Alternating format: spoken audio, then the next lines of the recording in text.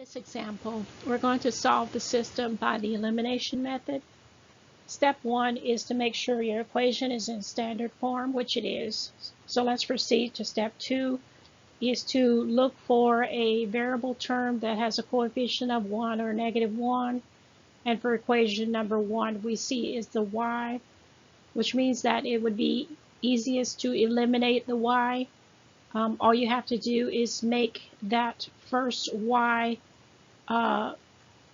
the opposite of the y in the equation 2. So all I have to do to equation 1 to make it the opposite is to multiply by -2, because a negative and a negative will be a positive, and I need it to be positive 2y. So you know what the rules is, what you do to one, you do to all. So if I multiply the middle term by -2, I have to multiply everyone by -2 in the top row. So I'm going to go ahead and do that and rewrite the equation so that we can get ready to add. So now that we're ready to add, let's go ahead and add our x's. They canceled out. Our y's, they canceled out as well.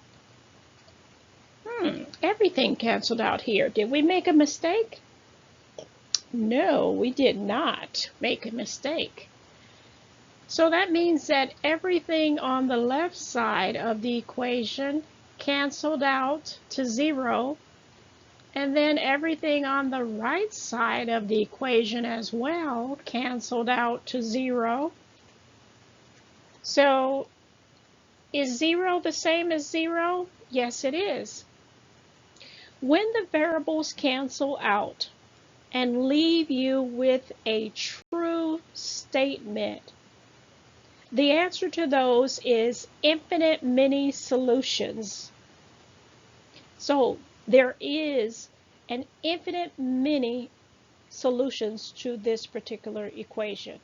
Okay, this is again a special case when you find that everything cancels out and it leaves you with a true statement. That's the key there. It left you with a true statement. Then there are infinite many solutions. In fact, if you were to graph these two lines, these would be two lines that are exactly the same.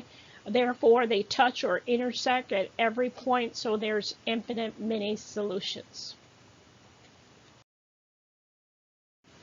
In this example, we're going to solve the system by the elimination method.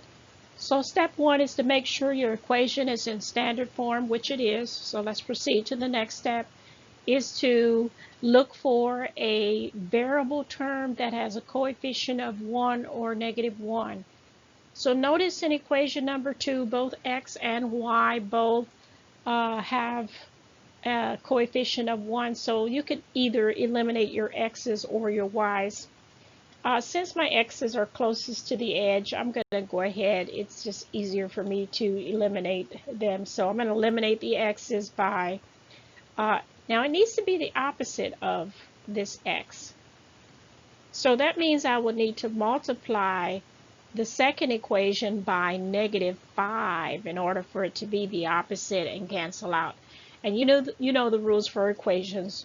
What you do to one, you have to do to everyone. So everyone in that whole second row, we're going to have to multiply them by -5. And you can just do that by using the distributive property.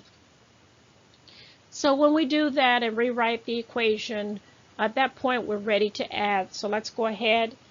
We're going to add our x's. Okay, and let's see. They canceled out. Our y's gone. How about our constant? Is that gone too? No.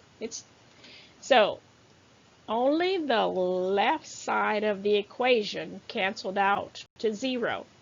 The right side, when I combine a -60 with a +3, that's going to give me -57. So then my equation is going to, or what I'm left with rather, is going to be a statement of that 0 is the same as negative 57, and 0 is not the same as 57. So that's a false statement. Whenever the variables cancel out and leave you with a false statement, the answer to those is no solution. Again, in the case where the variables cancel out and leave you with a false statement, then there's no solution to the equations. Now, just a recap, I actually took this from your textbook, just a recap there of these special cases whenever somehow your variables happen to cancel out. So if both variables are eliminated when a system of a linear equation is solved, then the solution sets are determined as follows. In case 1, when the variables cancel and leave you with a true statement, there are infinite many solutions. And if the variables cancel out and leave you with a false statement, then there is no solution to the equations. And there you have it. Solving systems of equations by elimination, also known as the addition method.